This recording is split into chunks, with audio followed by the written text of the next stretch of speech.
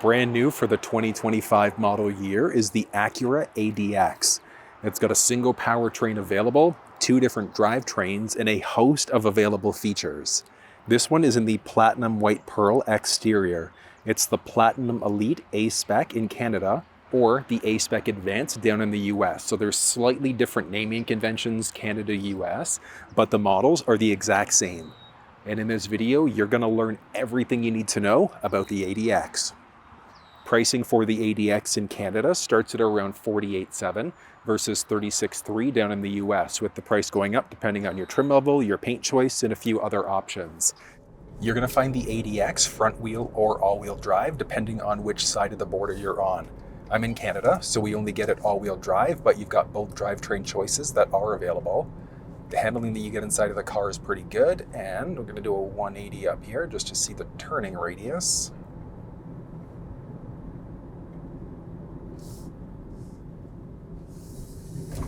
Go.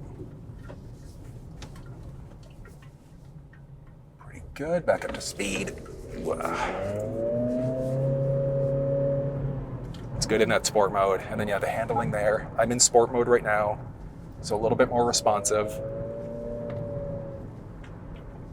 But I mean, no complaints there at all. That was good. It's one of the benefits because you've got all of these different drive modes. So switching between, it's going to play with things like your throttle response, the suspension, your steering wheel feel on top of that. So in the sport mode, it stiffens up the steering wheel a little bit more versus something like your comfort mode. You have to throw the wheel a little bit more in order to turn. So you've got different options from a driving perspective, but if you want the most amount of power, go for sport mode. But the handling that you get inside of the ADX is pretty solid. And there are a few different style wheels that you're going to find inside of the ride. So it's 18-inch as a default in the entry-level trim, and then 19-inch otherwise. But I love these blacked out wheels with the white paint and all of the black glossy highlights. It works really well. The ADX has a pretty simple front-end design.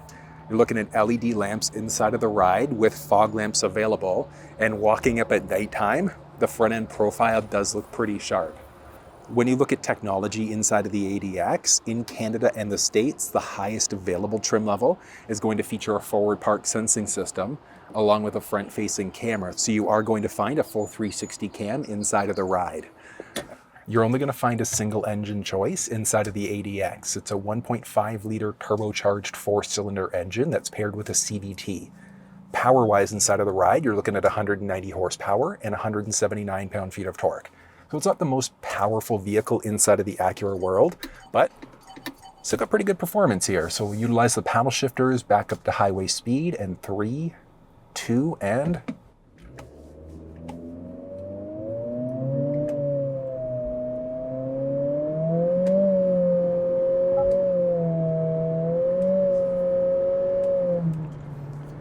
So, I mean, are you about to win some drag strip competitions in that? No. Absolutely not, but I think for most people, like, it's got an acceptable amount of power. Yeah, no real complaints there. I mean, it's a 1.5 liter turbocharged engine, so you can't really be expecting too much. If you need a little bit more, you could look at the RDX as an option. Then there are some other vehicles in the Acura or Honda lineup that have pretty acceptable performance too. There's no engine cover inside of the ADX whatsoever, but there is a teeny little Acura badge. If you're doing some things yourself, you can easily change your oil, and then you can top up your wiper fluid along the left-hand side. Now, Acuras and Hondas are known for getting hundreds of thousands of kilometers or miles. You just have to make sure you take care of it. Regularly scheduled maintenance, so regular oil changes, and that maintenance will make sure that you get the best possible life out of your ride. The side view mirrors are going to be power folding in the highest trims, manual otherwise, but I've got them permanently locked out, which you can adjust through the infotainment. You're going to find turn signals built in, along with a camera, and then there's also the blind spot monitoring system there. You're going to find intelligent access, so tap there to lock the door, slide in order to unlock. Then along the side here, you've got this leatherette that wraps all the way throughout the door. Nice glossy highlight there, with seat memory available in the highest trims. And then outside of that, the buttons here will be relatively the same. So adjust your side view mirrors with your windows and some door storage. There are two different speaker choices available inside of the ADX. So it's going to be an 8-speaker audio system in the lower trims with the upgraded Bang & Olufsen in the highest. These are just the regular carpeted mats. I would definitely recommend go WeatherTech or go for the rubberized trays. They just look nicer, way easier to clean. You're going to have a power adjustable driver's seat in all trim levels. Manual passenger in the first row inside of the lower trims, with it being power in the highest. And then you've got the seat, which is a mix. So the seat is going to be a mix of suede and then leatherette. So it's leatherette regardless of the trim, but the suede leatherette interior there, it's pretty neat. And then space-wise, oh, it's as far down as it's going to go. Okay, so up overhead, I've got, I'd say about 4 inches of headspace, which, I mean, pretty solid. So if you're 6'4", you should be okay sitting in here. Otherwise, you're looking at the RDX or the MDX as available options there too. That's nice.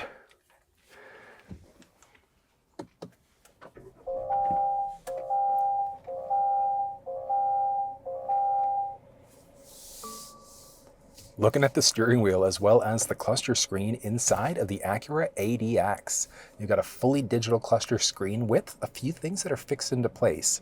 But let's dive in and I'll show you everything that you need to know about the ride. First thing to point out is that the steering wheel is manual adjust inside of the ADX. So just down by your left knee, there's a release.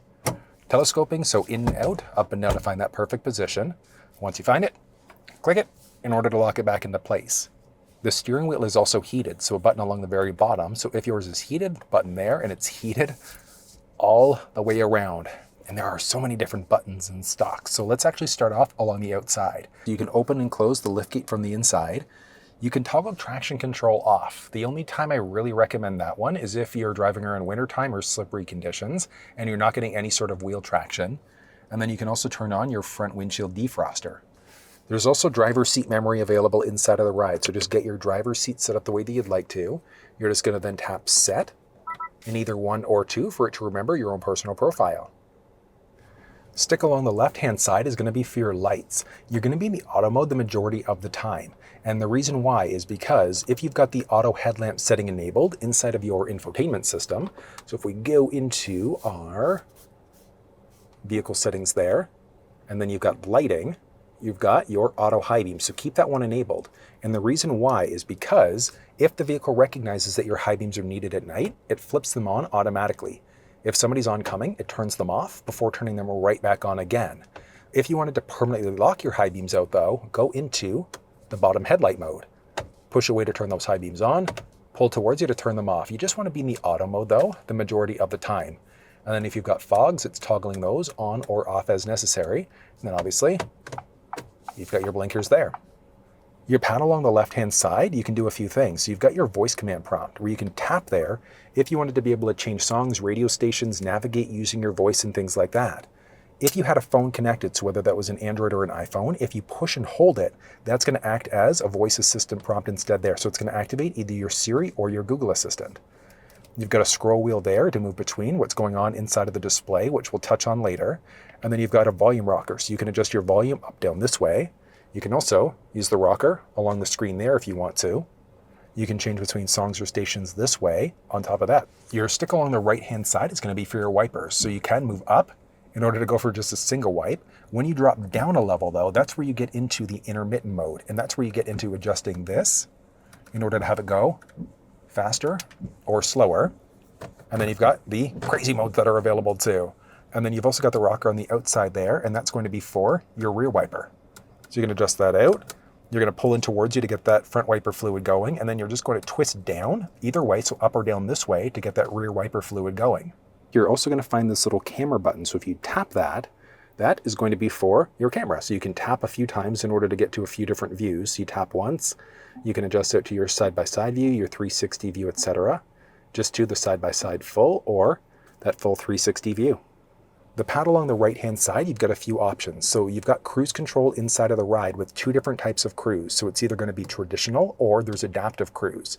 So the difference, traditional cruise, let's say if you've got it set at 80, the car in front of you slows down, yours will not brake. With adaptive, that's where your gap adjustment here comes into play. So what that means is that let's say if you set it at 80, car in front of you slows down, yours will automatically brake. They change lanes, you change lanes, it'll pick you back up to your previously set speed. So you toggle the system on by tapping the on button there. So you can see there that it's kind of opened up the screen for us there, letting us know that cruise control is now enabled. You'd then push down in order to be able to set your speed. Yeah, so it's saying this just because I'm stopped into place, but you'd set your speed there. You then increase or decrease 1 kilometer, 1 mile per hour at a time, push and hold up or push and hold down to increase larger increments. So it essentially brings you to the nearest 5 or 0. You can hit the brake to cancel your speed. You can hit the cancel button to cancel your speed. Then you push up to resume your previously set speed again. And then you've got your distance indicator here. So there are 4 unique levels. It's how close or far are you away from that leading vehicle. And that's for the adaptive cruise control system. So I'm personally okay level 1 or 2 the majority of the time. You might want to be on level 3 or 4, just depending on your own personal comfort level. But play around with this setting a little bit. Level 4 for sure if you're driving in snowy, slippery conditions, but you've got different options. But if you take that button now, if you push and hold it for a second, like that. So cruise mode selected. So we're now in the traditional old school cruise control mode instead. So that's the one where you set your speed at 80, car in front of you slows down, yours will not brake. So you just have to be paying attention. But when you push and hold again, that tweaks you to adaptive cruise control. And that's where we get into this, so our distance indicator. But if you want a live demonstration of actually using the cruise control system, check down in the description of this video. The one to point out here is that you've got your lane keeping system. So the way that one works is if you start to veer over into a lane without signaling, get a little message in the cluster, but can also gently nudge you back into your lane. And then you've got a little scroll wheel to adjust the right side of the cluster, which we'll touch on in just a second. And then you've also got paddle shifters on the ride. So you've got your minus along the left side with your plus along the right-hand side. So this is a CVT, so it doesn't have any traditional gears per se, but it changes out the shift points. So rather than it shifting at, let's say, 2,500 RPM, it might hang off and shift at 4,000 or 5,000 plus RPM to give you a slightly sportier performance. So that is available there. But if you've never used paddle shifters before and you want a better explanation and understanding of when and why, how to use them, you'll find that down in the description of this video. And then inside of the cluster screen, you've got so many things. So your engine temperature along the outside and your fuel gauge are always there. So those are locked into place. You've got your tachometer there, along with a few things which you can adjust using the pad along this side. We'll dive into that in a second. You've got what gear you're currently in. So park, reverse, neutral, drive, or that dedicated sport mode. And then as you move between all of your different dynamic modes. I love how it changes up the look. Gives you a slightly more aggressive look. Yeah, something different. You've got the mode that you're in there. And then you've also got your current odometer along the very bottom, and then your speedometer this way with a bunch of different gauges. So diving in, you've got your rocker along this side, which is going to let you jump between all of your available audio sources there. You can hit customize display in order to be able to hide or show things. So audio and clock, you can completely hide that too if you want. So hold on, we go off. It's just a naked screen now until you jump around back into this screen. So if you always want your date and time or your audio there, you can add that in, yay, nay. I don't know, what do you think? It kind of looks nice without it. But you've got all of your different audio sources available there too. But if let's just add this back in for a sec, because it looks nicer on camera. And then as we move across, you've got all of your sources. So if we customize the display and then hide and show, what sources do you never use? So maybe you never use Alexa, you never use Android Auto, Apple CarPlay, etc. You can select whatever ones are showing up there. So now as we go back a level, so go up and back, and now we go back there. Now we're only scrolling between the options that we want to scroll between. So it's not all of the extra options. So customized display and back will always be there. You can select whatever options are showing up there otherwise, or back to your basic display. And then you can adjust out some things along the middle part here, and that's using the rocker on the right-hand side. So we go up and down this way, and you could, at the very bottom there we go, you've got your range and your fuel information. So you can tap the button in the middle there if you wanted to jump between your A versus B counter, or you take that same button and you push and hold it, and that brings you up to this screen where you'd be able to either reset or cancel out. And then back down gives you your basic speed and time. Same idea, push and hold in order to be able to reset that information. You can move into navigation. So if you had an active route going, it would show you turn-by-turn directions right inside of the cluster screen there. If you didn't have a navigation route going, obviously you can see that it's just a compass view, but look at that. Little turn-by-turn direction. So it's nothing exciting, and it's strictly for Google Maps built into the device. It's the infotainment system. So if your phone was hooked up, it wouldn't show your maps through your phone inside of the cluster screen there. And then you've got your driver attention warning. So if you start to veer over too many times, that counter starts going up. If you start dozing off, etc., eventually it's going to tell you that you should probably take a break. But you can also adjust that out through the infotainment system. You can see which wheel is getting which amount of power, or which axle as you drive. It's going to let you know if there's weight on the seat, whether or not people have their seatbelts plugged in, yay, nay. Maintenance info, so if you're changing oil yourself, you can adjust that or reset that, I should say, through the infotainment system. You've got your available tire pressure there. Safety and support. So you've got a series of different safety systems that are available. So you can adjust these out. So your road departure mitigation. So if you start to veer over into a lane without signaling, can nudge you back into your lane. There are different things for your blind spot system. So if somebody enters the blind spot on either side of the vehicle, it'll highlight to let you know. Different parking ones, collision mitigation, braking. So if you're potentially going to get into a collision, but you can remove or disable, I should say, all of these safety settings if you really wanted to. I'd say the majority of them are probably a good idea to keep on, but I mean, that one comes into a matter of preference. I personally just drive around with all of these settings enabled. They're there, you may as well use them. And then you've got your basic back button there again in order to get back to the main screen, and then no content if you just want a naked screen there. You can adjust at the brightness, same idea, we're hitting there, and then moving up or down to adjust it out, push in the middle in order to set, and then you've got your gauge settings, so same idea, button push the middle there in order to be able to show off your speed distance units. So do you want to be in either miles or kilometers? I just love how quick that does it. This is one of the benefits of it being a fully digital cluster. And then you can hide and show certain things. So if you're never going to use your speed, navigation, attention warnings, etc., there are grayed out ones that have to be there. But other than that, you can disable these other ones. So if you don't want these other screens showing up in your little scroll wheel, if we go back to our main page here, so as you scroll through, it's which options do you want showing up there. So you can enable, disable all of these things as necessary. This is the infotainment system that you're going to find inside of the Acura ADX and a few other Acura vehicles. There are two different versions. They're both the exact same size. It's just that the highest trim's going to have Google built in versus the lower trims won't. But the functionality between them, virtually identical. So let's dive in and I'll show you what you need to know. The first thing is that you've got your home and your back button. So if you're on any page, you can tap back to get back a screen, or tap home in order to get back to this main home screen. So you can tap home in order to get back to the screen there. Back button there, you've got your volume rocker, so adjusting it that way, and you can also push in the middle there if you wanted to mute out your audio, and then you can also change between songs and stations this way. There are some buttons along the outside of the screen here too, so this one is locked into place, so that's your voice command prompt. So you can do things like change songs, radio stations, navigate using your voice, and a bunch of other things. And then these icons are adjustable. So you could either push and hold the bottom one there in order to be able to save apps, or if you push and hold any of the other icons there, you can rearrange them if you want to. So just by pushing and holding in order to adjust out the icon layout there. But you can also add in additional things to the screen. So maybe you also wanted a compass view down there. You've got that flexibility. You can overwrite any of these too. So if you wanted to overwrite them, all you're going to do is push and hold and then drag in order to overwrite. But you can't delete them from that side of the screen. So we've now maxed out the number of icons that we've got there. Once you've got those set up, just push back in order to be able to save those icons into place. Along the top, you can see whether or not your audio is playing. If it is, what station are you listening to? You've got your current connection level, along with your options for profile. So you've got your basic system status, but profile options give you a few things. So with a different profile, you can set up all of your different presets, your addresses, things like that, and it's going to lock it into your individual profile. And then you can easily set up another unique profile too. You've got your current time along the top, which you can push to get to this clock view or menu view in order to adjust out your date and time, or the clock face that's available there. And then this icon view, you can actually adjust it out too. So in order to adjust these icons, same idea. Push and hold until it's loose, and then just push and hold again, and then you can drag around and you can go between different pages there if you really wanted to. And then just back in order to be able to save those changes in.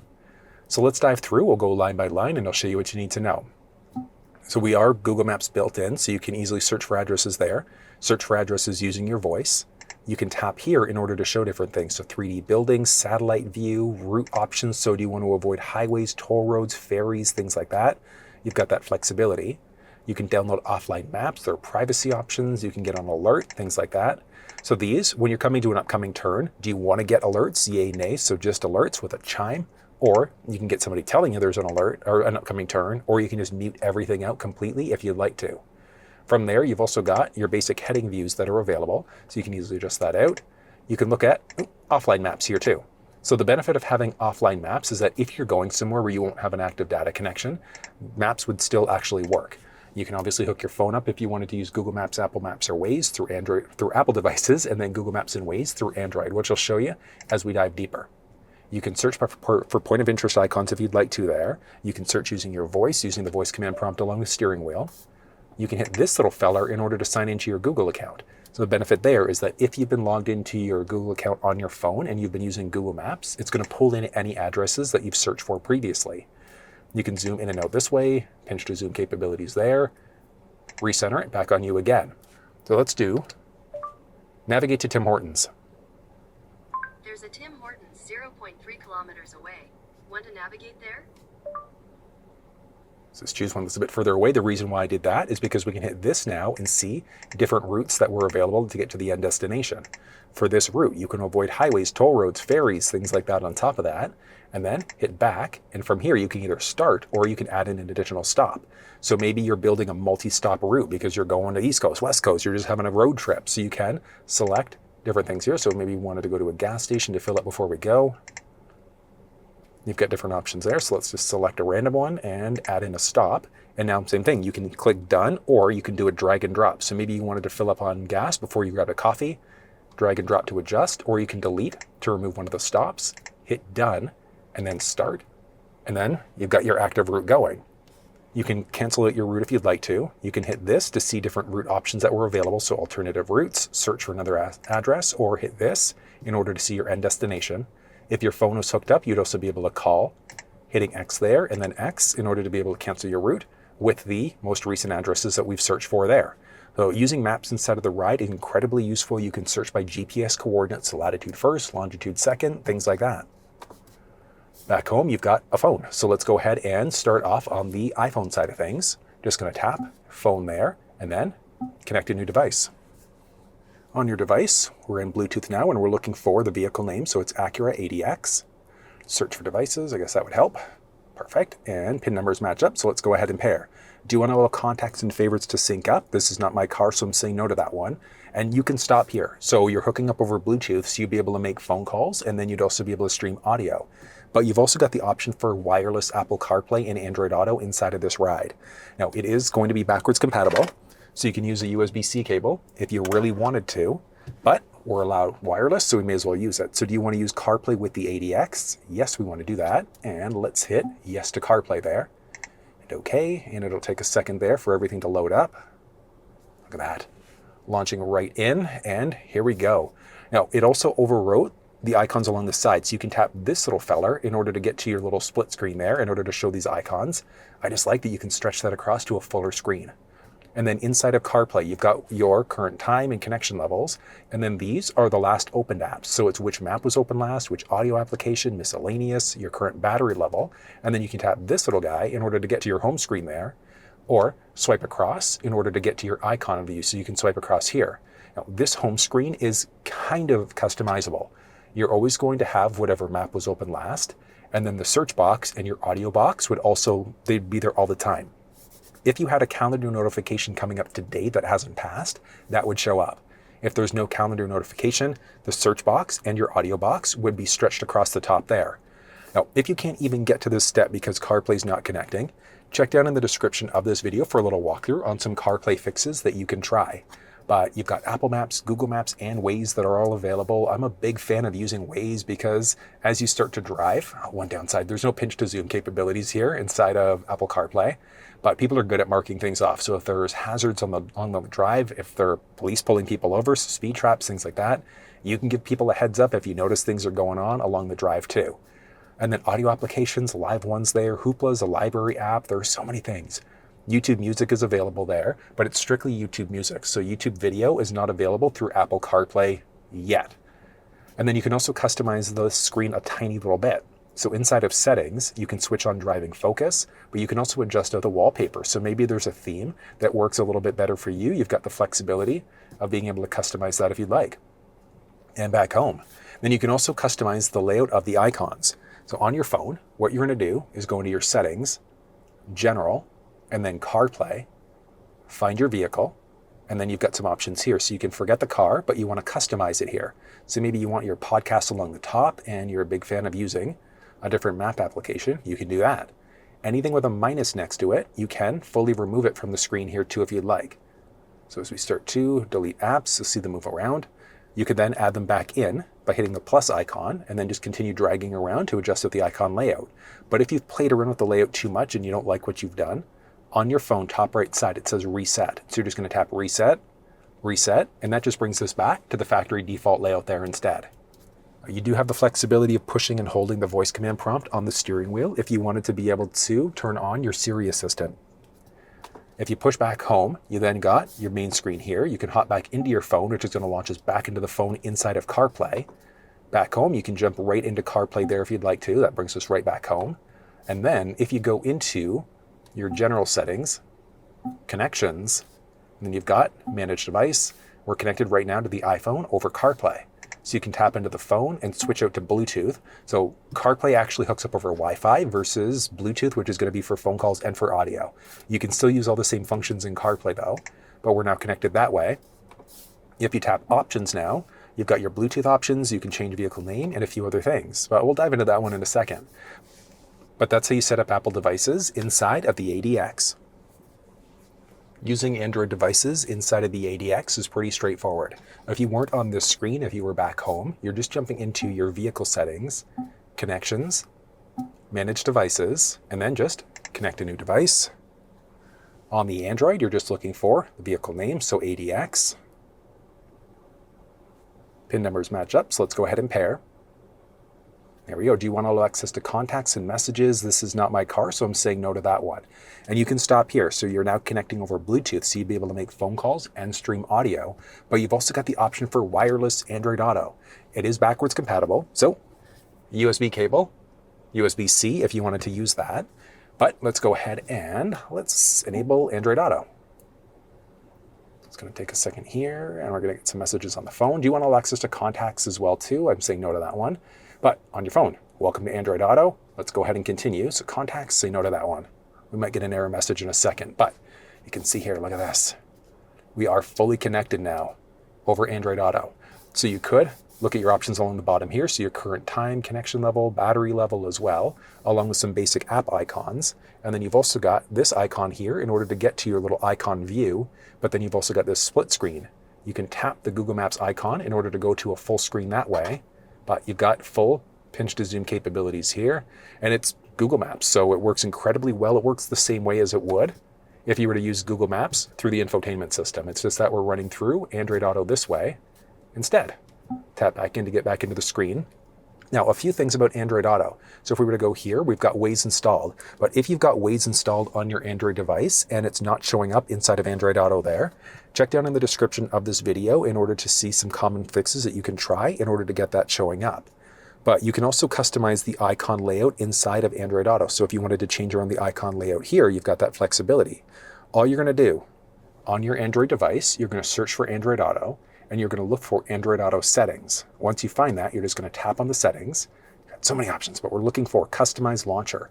So you've got the flexibility of adjusting out the icon layout. So all you're going to do, push and hold in order to be able to adjust it, but it's not dynamic. So in order for any changes that you make here to come into effect, what you have to do is go back home, go into your connections, or your settings, I should say, connections, devices. You're then going to disconnect from Android Auto. So click on that little Bluetooth sign, reconnect to Android Auto, and I'll take a second when it launches in. Back here, the changes that we made there have now come into effect. So it's not dynamic, but it's also easy enough to be able to adjust. Now, one other thing, if you hit the voice command prompt, so push and hold, that is going to activate the voice assistant for your vehicle. So because this is a Google-based screen, it's a voice assistant for Android Auto or Apple CarPlay, etc., but it's just a long push and hold in order to get your phone assistant active. Back into general settings, connections, and devices, we've got both phones that have been connected. You can set a priority. So if you've got multiple phones connected to the vehicle, it's who's it going to try to connect to first. But what I'd actually recommend here is set up individual profiles for individual people. So as you hop in, it's just going to connect to your phone instead. But you can set a priority that way if you want to. You can tap options here to look at some options, but you could also tap on any of the devices in order to look at Bluetooth or Android Auto. You can disconnect or fully delete. So if we delete, that removes that phone, and do the same thing here. So we've got disconnect or delete. So let's delete, and both phones have been removed. So it's that easy setting up Android and iPhone devices inside of the ADX. If you were to tap options here, that gives you options. So you can toggle Bluetooth off completely, so you just can't connect over Bluetooth. You can set your priority device if there are multiple devices connected. You can also change the vehicle name. So if you don't want it to be Acura ADX, Bob's Ride, Sally's Ride, etc., that's where you're going to change that out. You can also say whether or not you've got that widescreen or full screen available, so whether or not that tray is hidden. And then you've also got error codes. So if you ever get weird errors, there's a way to do a soft reboot on the infotainment system. I'll show you towards the end of this video. But that's connecting phones inside of the ride. You've got Wi-Fi options, data connectivity options, etc. Across from there, you've got FM available. So you've got a series of different sources. So if you tap here, AM, FM, USB stick with MP3s or other audio files, Apple CarPlay, Android Auto. There are so many options here. So if we hop back, you can see all of your presets there. So to be able to save in a preset, all you're going to do is tune to whatever station. So whether that's either by tuning this way, you can tune the station that way. If you want to save, just push and hold. You could overwrite any of those stations too. So let's say if you wanted to, 94.9 FM. Okay, streaming 94.9 FM. So you can change audio stations that way. And then once you've tuned to a station, you can then push and hold. And then it comes up to this. So you can either remove the favorite or you can replace it.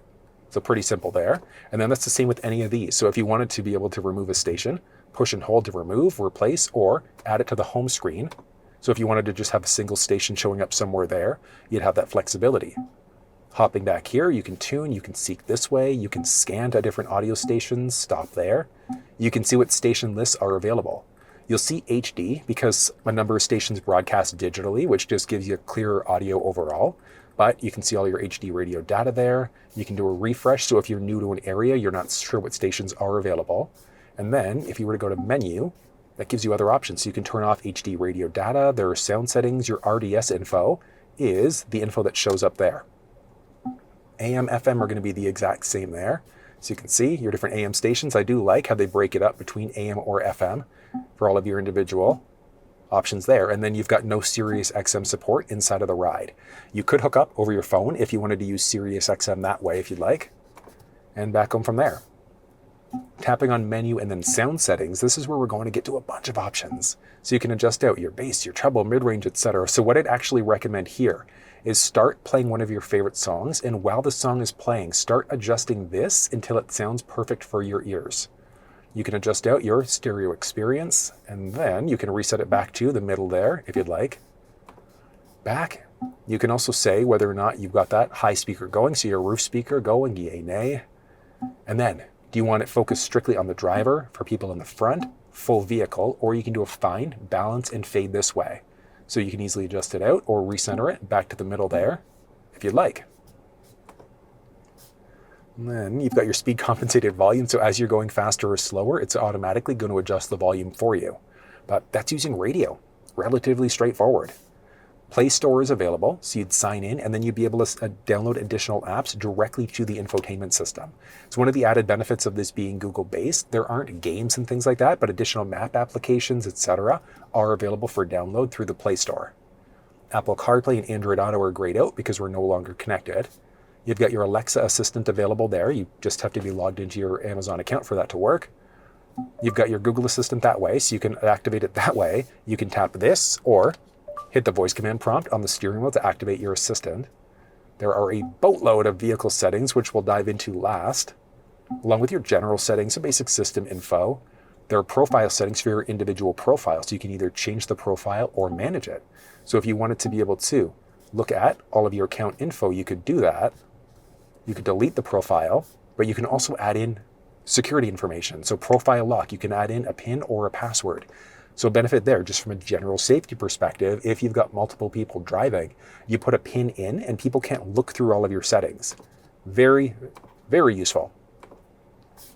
You've got Bluetooth audio, your trip information's available here too. So you can see your current trip counter. This is brutal right now just because I'm sitting here doing an explainer video, but you do generally get pretty good fuel economy inside of the ADX. You can look at your trip A versus your trip B counter there too. And then you can tap this in order to be able to reset. So when does trip A versus B reset? Is it going to be a manual reset? Is it when you turn your ignition off or when you fully fuel up the vehicle? Or you can delete your trip history. You've got your USB, so if you had a USB stick with MP3s or other audio, AM's there, system updates are done over Wi-Fi, so you can connect to a Wi-Fi hotspot at home. You can turn this into a Wi-Fi hotspot.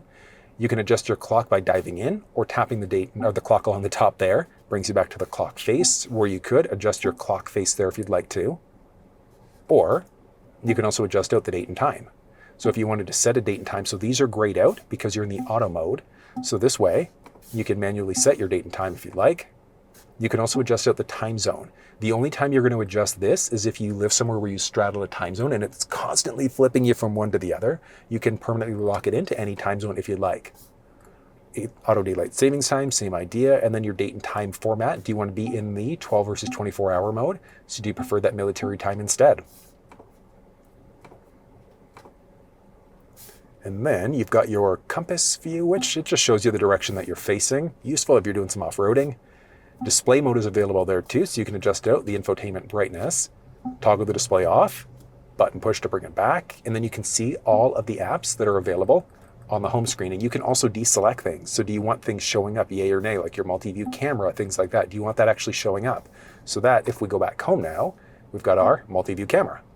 So you can easily add or remove things. So if you know that there are icons that you're never going to use, but I mean, that's neat. The little fisheye thing is kind of wonky, but useful at the same time. You can go full screen there. Adjust out the brightness if you'd like, turn the display off or back home. Pretty simple. But yeah, the all apps screen here, that's where you get into which ones you want to show on the home screen. So if you know you're never going to use your trip computer there, your USB, etc., it's just going to clean up the icon layout this way, which means diving into all of our vehicle settings. And there are so many things. You can bring everything back to the default. We're looking at our driving assistance settings. So you've got your front collision warning. So if you're potentially going to get into a collision, it can let you know how far away are you before you get a little notification in the cluster telling you of a potential collision. It can give you little beeps, road mitigation too. So if you start to veer over into another lane without signaling, it can also gently nudge you back into your lane. So you can get a warning or it can bump you back into the lane. Blind spot system. So if somebody enters the blind spot on either side of the vehicle, so you can see there your side view mirror, but it's going to pop up right there, that little guy. So if somebody enters the blind spot on either side, it's going to highlight in your side view mirror, letting you know that there's somebody there. Blind spot is a pretty useful one. You can get a little audible note. It's like a little chime, or you can just get a visual. I'm a bigger fan of just visual. Your traffic sign recognition, so whether or not you want that showing up inside of the cluster screen, yay or nay. So you could easily toggle that on off as necessary. I'm going to keep that one turned off. Your driver attention monitor. So if you start to veer over into a lane without signaling too many times, if you start kind of nodding off, eventually the vehicle is going to tell you that you should probably take a break. So a tactile alert is a little steering wheel vibration. Tactile alert is that steering wheel vibration and then a little audible notification, kind of waking you up. And then your rear sensors, yay, nay. Meter setup gives you a few options. So we've already seen our trip A versus trip B reset. You've got your turn-by-turn directions that are available right there, and that's strictly going to be for factory navigation. So if you're hooked up over Android or iPhone devices, CarPlay, Android Auto, etc., like Google Maps, Apple Maps, and Waze on your phone will not show up there. Rear seat reminder, if the second row doors are opened up and then you close them, turn the vehicle off, so after a drive, it's going to tell you to check the back seats. And then you can also adjust out whether you're in kilometers or miles. It's just one of the benefits of it being a fully digital cluster screen is that you could easily adjust it out either way. And you saw that. I mean, it adjusts absolutely everything for you just by a simple button push. You've got your driving seat position with your memory position and then your easy entry exit. So when you go to turn the vehicle off, it's actually going to back the seat up for you to be able to get in and out a little bit easier. But I'm not a fan of the seat position mover. Key access setup gives you a bunch of things. So your unlock mode. So when you go to unlock using the door, is it just the driver's door that becomes unlocked or is it all doors? Let's see, when you go to lock the doors, etc., do you get any sort of lights, beeps, etc., letting you know that the doors are locked? I think is useful. Remote start system on off. So do you want to be able to use remote start on the fob? You've got some options for lighting. So interior lights, when you go to lock the vehicle, how long do they stay on for? Same thing with the exterior lights. Do you just want them to turn off right away? Or you can keep them on, I think it was for up to what, 2 minutes? Oh, 60 seconds. Or you can keep them on for up to 60 seconds. Let's see here, your door setup, auto door lock and unlock. When do you want them to lock? When you shift out of park, as you start driving, etc. When do you want the doors to unlock? When you shift into park, when you've turned the vehicle off, etc. So you can easily adjust that. There's a walkaway lock too, so if you've forgotten to lock the doors, after a few seconds, you'll hear a little chime. If you've got that set up, making sure the doors are locked. You can auto fold these side view mirrors there, so you just push the lock button in order to fold them in, but if you want them out all the time, you can do that. There's also remote window control. So let's hop outside and I'll show you how a few of these things work. So to remote start, what you do is push the lock button once, push and hold that little engine start button there. You can see there, we're started up. In order to cancel the remote start, just push and hold that engine hold button again. And that's going to cancel the process. And then getting into the trunk can be done a few different ways. So you could push and hold along the fob this way if you wanted to do it. There also is a button right along the top there that you can use if you want to. But there's one neat one, and that's the option for a hands-free liftgate. So if it's available inside of your ADX with the fob on you, all you're going to do, swipe your foot in the back in order to pop it open.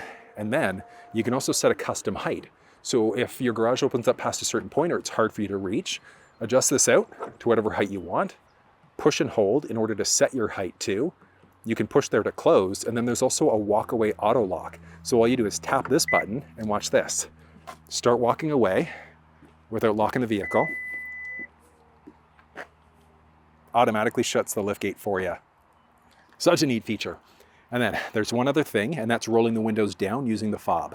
In order to do it, you're going to push and hold the unlock button twice. You're going to push once, push and hold the second time. So you're going to go 1, 2, and hold. Watch this.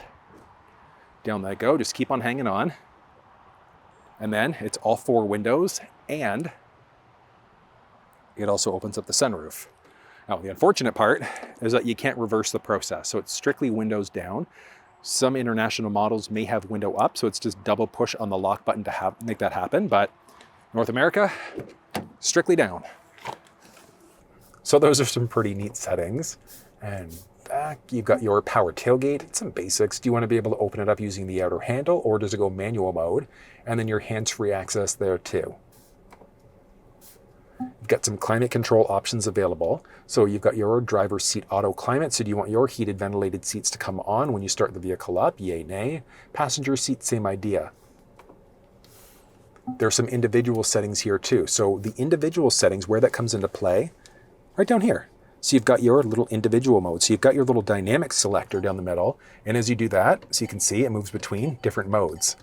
So your sport, normal, comfort mode. So sport, what that's going to do is it changes up your shift point. So rather than the car shifting at, let's say, 2,000 RPM, it might hang off and shift at 4,000 or 5,000 plus, giving you a sportier performance. You've got your normal mode, which is just day-to-day driving. Comfort mode is more of like a relaxed feel for the steering wheel and the suspension.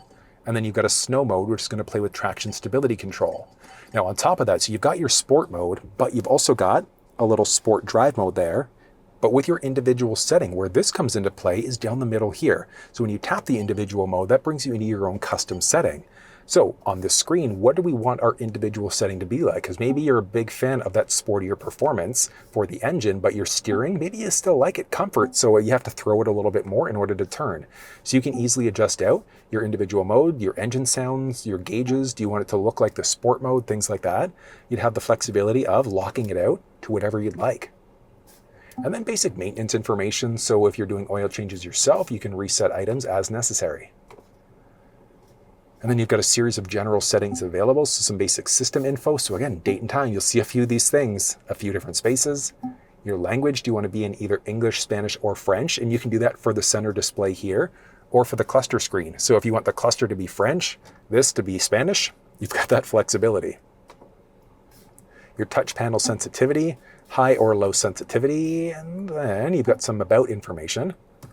Nothing exciting, but you've also got the option of doing a factory reset. So a factory reset is going to wipe everything from the screen. So it's going to get rid of all of your profile settings, addresses, and things like that. There's a way to do a soft reboot. I'll show you in a minute here. Back out, there's some connection info. So if you wanted to be able to manage devices, look at your Wi-Fi options there, access points and data connections, nothing overly exciting there. Privacy information's there. There is an ads manager. So if you're using Google Maps through the infotainment system, you might occasionally run into an ad that pops up for a spot that you should stop at, etc. But you can't disable that, unfortunately. Let's see, there are display options here too, so you can adjust out the brightness this way, adjust out the contrast levels. You could turn the display off completely. There are some sound settings, which we've already seen. And then you've got your basic sound volumes for everything. So if you wanted your system sounds to be a little bit lower, you can adjust that out. Your voice recognition, things like that, you can adjust out these to any levels that you'd like. You've got your camera there, so your multi-camera view, so you can see your guidelines, etc., fixed or dynamic. So as we go into reverse there, you've got your guidelines. So as you rotate the steering wheel, do those show up, yay or nay? But you've also got the option of disabling your fixed or dynamic. So fixed means that they're locked into place and it doesn't rotate as you move the wheel. Then you can customize some things as well. So do you want to show for a few seconds? So when you shift from reverse into drive, do you want your camera showing up for a few seconds there, yay, nay? When an obstacle is detected as you're backing up, pulling forward, etc. Cross-traffic monitor. If you're backing up and there's an obstacle behind you, it's going to let you know of a potential collision. So if it's coming from the left or the right side. Voice controls there, and you can have your Google Assistant as the default, Alexa, or nothing. So if you just don't want a voice assistant whatsoever, you can adjust that out as necessary. If your iPhone was connected, you could have it listen for Hey Siri. There are options for your Google Assistant, so you can adjust the language for your Google Assistant for the vehicle. You can say that in order to be able to have it active again. Let's see, if you want message summaries playing, yay, nay. Basic security info for your profile. You can look at security updates if they were available. Some basic options for Google. And then some basic advanced settings. So these are going to be a little bit more advanced than the majority of people need to worry about, with the exception of system updates. So it's going to check to see if updates are available. Your languages, you can adjust that out for your keyboard, etc. I think that's about it. So that's the majority of things. And then if the infotainment system's ever giving a problem, so Apple CarPlay's not working, Android Auto's not working, maps aren't working, or there's some sort of other problem, you can do the full factory reset that I was showing you. But the downside of doing a full factory reset is that it gets rid of everything. So it wipes the screen and it brings it out to the default screen. But you can also do a soft screen reset. In order to do it, you've got your home button along the very top of the screen. You're just going to take that button and push and hold for a few seconds until you run into another screen. It'll pop up. There we go. So you can cancel, reboot, or start in safe mode. If you've downloaded additional apps, and that could be the issue, start in safe mode and it'll disable any apps that you've installed. But if you just tap reboot, what we've done is entered a soft reboot cycle. So that should get rid of the majority of issues that you're facing. It's similar to doing a reset on your phone. So if there's something wrong with the infotainment system, you want to try the soft reboot that we just tried there first. If that doesn't fix it, go for the full factory reset. And if that doesn't work, then you're going to have to bring it into your Acura dealer to have a look. But the soft screen reboot should fix the majority of problems that you're facing. There is a little bit of ambient light available inside of the ride, which looks kind of neat at night, but there is only a single color choice regardless of which trim level of the ride that you're looking in. But feature back. Moving down a little bit, you've got at least heated seats in the majority of trims, with ventilated seats available optionally here. And the ventilated seats are nice on warm days. You've got dual zone climate control, physical climate control buttons here, with some USB power points, another 12 volt, and then a wireless charge pad. There are 2 cup holders that are strategically placed, with this one being perfect for larger bottles. As I mentioned, you've got different drive modes available. You've got your start-stop button, downhill control with an electronic parking brake, and then the hand shifter. Like the shifter itself, don't get me wrong, I love that there's a hand shifter here. I don't know about you, I tend to drive like this, not like this. So shifting out gears is a little awkward until you get the hang of it. I wish that this was positioned so that it clicks down instead of clicks up. But outside of that, I mean, the shifter does feel good in the hand otherwise. It's interesting design. So again, that glossy highlight follows through the middle there. Traces all the way across the door too, with a metallic highlight throughout the middle. The glove box is non-lockable, but there's a good amount of space in that box, and it's the same thing with the armrest. Non-lockable, but more than wrist deep inside of that box. Up overhead, there is an auto-dimming rearview mirror that you can toggle off along the bottom there. Basic controls for your cabin lights with all of your lights on. You're also going to find a full panoramic sunroof inside of the ride. So the shade opens up all the way. The roof itself, you can go into, wait, there we go, little breeze mode or pop her open instead. And it drops down with a nice guard there too. And I think, oh yeah, so single button press is most of the way. Secondary press, that lasts a little bit. Yeah, that just opens things up so nicely. From there, you've got your little SOS mode just in case.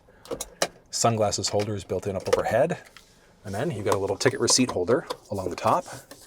Down low, vanity mirror has lights built in. And then this little feller stretches out to block most of the sun that's hitting your face. That should be good for most people. And another speaker everywhere. But I mean, the overall visibility inside of the ride is pretty good. That's nice. Ooh, let's get this beautiful part about seat memory. Brings you right back to where you want to be.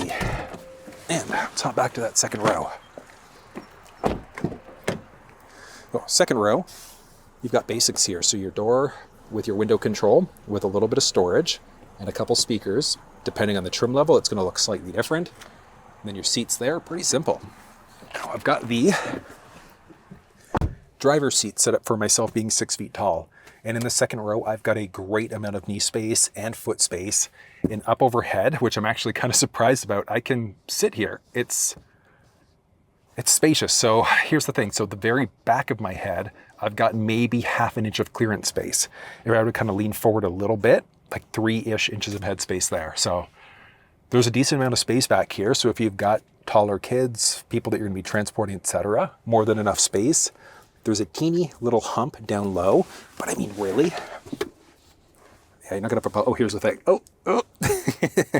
All right, so super tight in the middle seat, 6 feet tall, and my head is like just touching. So 5'10", I would say, safely sitting in the second row in the middle seat. But if you've got kids, you've got your anchor points there, tether points behind the seat with some cup holders built right in.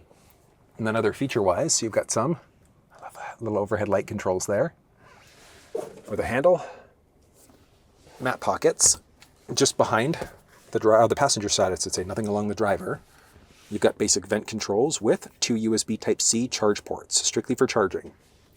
On this side, up overhead, there's a handle and a little clothing hook there too. The rear end style of the ADX, it reminds me of a number of other Acura vehicles. It looks sharp, especially walking up to the car later on at night. Technology-wise, inside of the vehicle, in the highest available trim, you'll find the reverse park sensing system, and then in every trim level, you're always going to have the backup camera. There's dual tip exhaust inside of the ride, and one thing is that the ADX is not rated for towing whatsoever. You're technically not even supposed to put a bike rack carrier in the back there, so that's just one thing to consider. You'd be looking at the RDX in that case. Getting inside of the trunk, inside of the ride, can be done so many different ways. There's a button to the left-hand side of the steering wheel. You can use the Keyfob to do it. Just below the Acura badge, to the right of the backup camera, there's also a button there that you can push. And then you're also going to find the option for a hands-free liftgate. As long as you've got the key fob on you, you're just going to walk up towards the back end and swipe. Up it goes, fun activated power. Then, technology-wise in the back here, you're not really going to find too much. There is nothing off to the left side outside of a little light. The right-hand side is the same thing. There's a light, but there's also a 12-volt power point. And then you're also going to find a woofer in the back. And that's just when you get the upgraded audio system. You can see here, there is a little cargo protector. If you end up using them, it's useful. And then lifting up the cover in the back. There's no spare tire inside of the ADX, but you are going to find the inflator kit, so the goop in the actual compressor. And then there's also the spigot. So if you ever need to fill up using a jerry can, you're going to put that little guy in there first and then fill up. So no spare is kind of a bummer, but I mean, there's some storage space and you can actually pull the entire tray out. So if you wanted to do an aftermarket spare yourself, you absolutely could, and then just get a jack stand. But you do also have access to Acura roadside assistance. So if you do need tire changing, fuel delivery, lockout, winching to a degree, that is available for you as an Acura owner.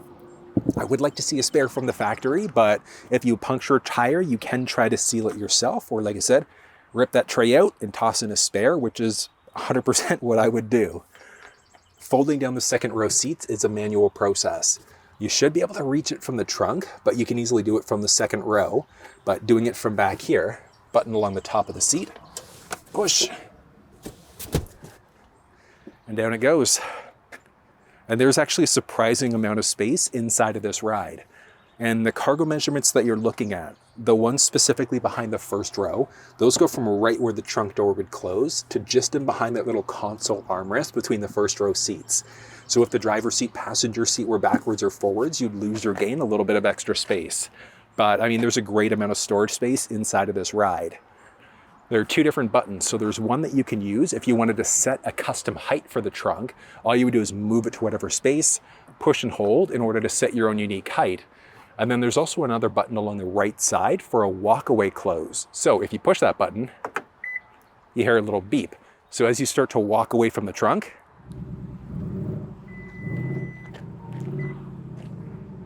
that's a pretty cool feature.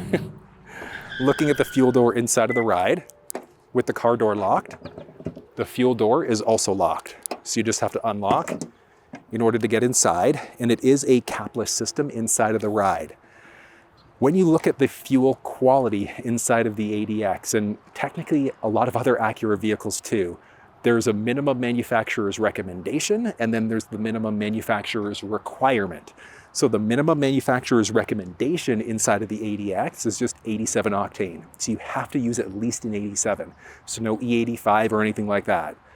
The recommendation though is using a 91 octane. If you want to prevent the possibility of engine knocking, go for a 91, but if you want to roll some dice, 87 is the minimum requirement inside of this ride. And then looking at the fuel economy inside of the ADX, it's actually pretty good. Picking it up, it's about a 50-kilometer trip roughly for me, and I was averaging in stop and go traffic about 7 liters per 100, which is about 33 miles per gallon. So if you're just cruising on the highway, if you're not the type of driver to drive aggressively, start to stop your gun in it, you will get pretty good economy because it's a fairly small engine, which does have a pretty good amount of power at the same time. So far, I gotta say that I am enjoying the drive in the ADX. It's not the most powerful car by any stretch, but it is kind of a fun one at the same time. A little bit of power. And not the most amount of power, but a good amount. And let's go ahead, do some on-road handling here.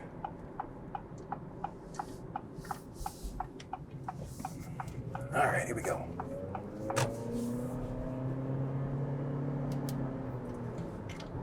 Not bad. Initial little speed up there was good.